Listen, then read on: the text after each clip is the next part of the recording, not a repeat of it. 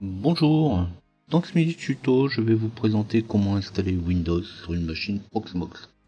Ce n'est pas faute de le répéter, une machine virtuelle ou réelle fonctionne de la même manière. On crée la machine, on met le CD-ROM, on lance et on suit les instructions.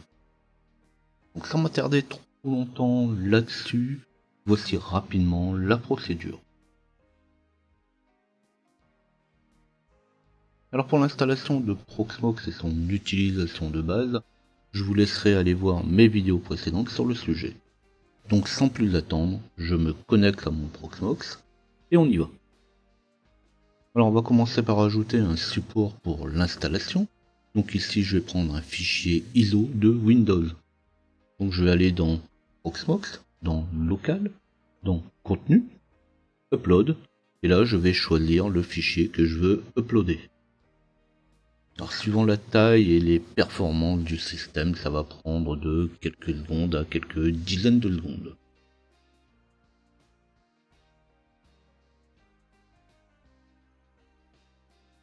Ensuite, je vais me rendre dans créer une VM, donc quelque chose de classique. Quand la fenêtre sera ouverte, dans le premier onglet, je vais mettre le nom de ma machine, Win10. Puis, dans le second onglet, je vais prendre l'ISO de Windows 10, celui que je viens de télécharger, et je vais en profiter pour mettre en place l'OS de Windows dans la partie droite de mon onglet. Je vais laisser le système par défaut, et puis je vais passer au disque dur. Pareil, je vais prendre le disque dur par défaut.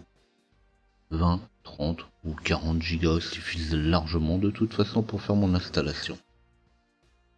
Je vais lui mettre le nombre de CPU, 2 cœurs c'est très bien, c'est suffisant, inutile d'en mettre plus, j'en parlerai aussi tout à l'heure, et puis je vais mettre la RAM pour ma machine.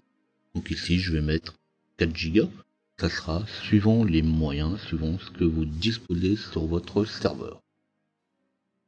Je continue avec le réseau, donc ici je vais utiliser la carte Bridge, donc c'est pareil, je vous invite à aller voir mon tuto précédent sur Proxmox à ce sujet. Et puis il me restera à confirmer, et puis la création de ma machine sera terminée.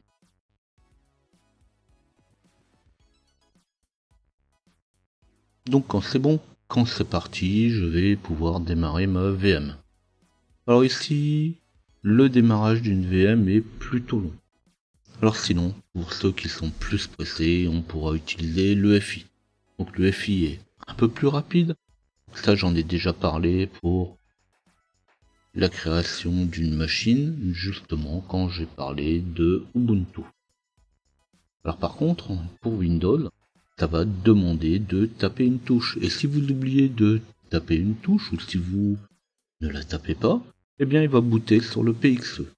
D'autant qu'ici on n'utilise pas un PXE, on utilise un IPXE, qui est tout simplement la version libre de PXE, et l'IPXE demande quand même un peu de connaissances, et ce n'est pas spécialement l'objectif ici. On passe en mode avancé si vous ne l'avez pas trouvé pour afficher l'UEFI, donc dans Système si vous ne l'aviez pas vu. L'EFI pour le cas est quand même pas la meilleure solution, donc tout simplement à cause du boot qui va démarrer quelques secondes après sur le réseau. Alors c'est aussi faisable de le modifier une fois qu'on a créé la VM. Quand l'installeur de Windows sera lancé, donc comme je disais, ça risque d'être un petit peu long, et ça reste quand même du classique. Alors des tutos sur l'installation de Windows, il n'y en manque pas. Je vais donc juste faire les actions à la volée. Je vais aussi passer les différents temps d'attente pour arriver à la fin de l'installation sur le bureau.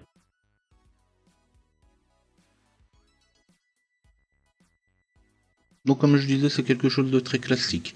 Après avoir choisi la langue et le clavier, on va cliquer sur suivant et je vais cliquer sur installer maintenant, ou c'est ici qu'on pourra aussi sélectionner de réparer. Donc ça c'est suivant les besoins. Donc ici on veut faire de l'installation, donc je vais cliquer sur installer. Si vous n'avez pas de clé ou si vous avez une clé, c'est ici que vous allez la mettre. Alors même sur une VM, la réglementation ne change pas, que ça soit une machine virtuelle ou une machine réelle. Pour mettre un Windows, il faudra une licence, il faudra acquérir une licence. C'est obligatoire. C'est pas le fait de le mettre sur une machine réelle ou virtuelle qui fait la différence. En fait, c'est le droit à l'utilisation de Windows. Alors ici, c'est de la démonstration, donc je vais quand même cliquer sur « Je n'ai pas de clé », puis « Suivant ». Alors comme j'ai pas mis de clé, il va me demander quelle version je vais installer, donc ça c'est suivant le choix. Et puis je vais cliquer sur « Suivant ». On accepte le contrat de licence, donc c'est pas faute de le répéter, bien sûr il faut le lire, et je clique sur Suivant. À la fenêtre suivante, je vais cliquer sur Personnaliser. De toute façon, si vous essayez de cliquer sur Mise à niveau, ça ne fonctionne pas. C'est comme une machine réelle. La mise à niveau ne fonctionne que quand vous êtes dans un système qui est déjà lancé. Donc finalement, comme je disais, comme dans une vraie machine, que ça soit une machine virtuelle ou une machine réelle, c'est exactement la même chose. Donc dès qu'on clique, on va passer à la gestion des disques. Alors pour le disque, je vais pas m'embêter, je vais pas configurer le disque. De toute façon, je reviens toujours à la même chose, c'est exactement la même chose que sur une vraie machine. Si vous voulez voir comment on configure un disque, vous trouverez tous les tutos que vous voulez à ce sujet. Et puis l'idée n'est pas non plus de tout voir.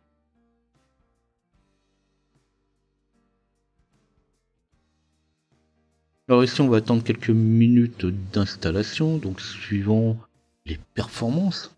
Donc là ici je vais passer un peu, je vais pas vous faire attendre les 10 minutes. On voit bien qu'il n'y a rien de nouveau là-dessus. Cette idée de différence entre une VM et une machine réelle n'est vraiment qu'une idée. La procédure ne change pas. J'ai sélectionné ici la console, j'affiche l'écran dans une console, alors ici en VNC, que vous le fassiez sur VirtualBox, sur VMware ou sur une vraie machine, c'est exactement la même chose.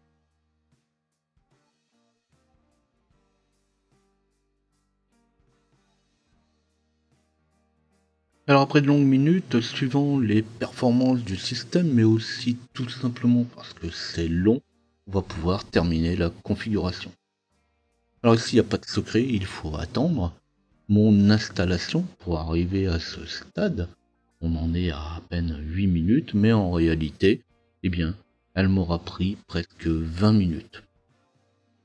Comme je l'ai précisé, la vidéo a duré moins que ça, mais il était inutile de vous laisser attendre les longues étapes d'installation de matériel, le téléchargement et la configuration du code. Alors bien sûr, si j'avais 4 ou 8 cœurs, j'aurais peut-être gagné un peu de temps, mais il faut quand même rester cohérent. Dans la réalité, on ne peut pas mettre autant de cœurs qu'on le voudrait sur une VM.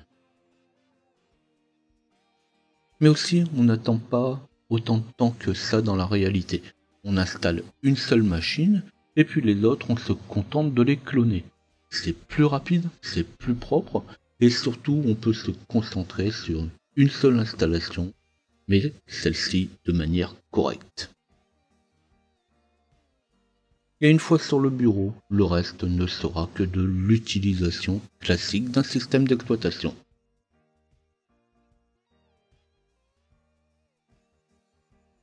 Alors si la vidéo vous a plu, vous n'oublierez pas de liker, ou laissez-moi un tip sur tipeee.com/ljpinfo. Abonnez-vous à la chaîne pour retrouver mes prochaines vidéos, vous tapez ljpinfo dans votre navigateur. Si vous avez des questions, si vous avez des suggestions, des besoins, des idées, n'hésitez pas à les laisser ci-dessous. Et on se dit à bientôt.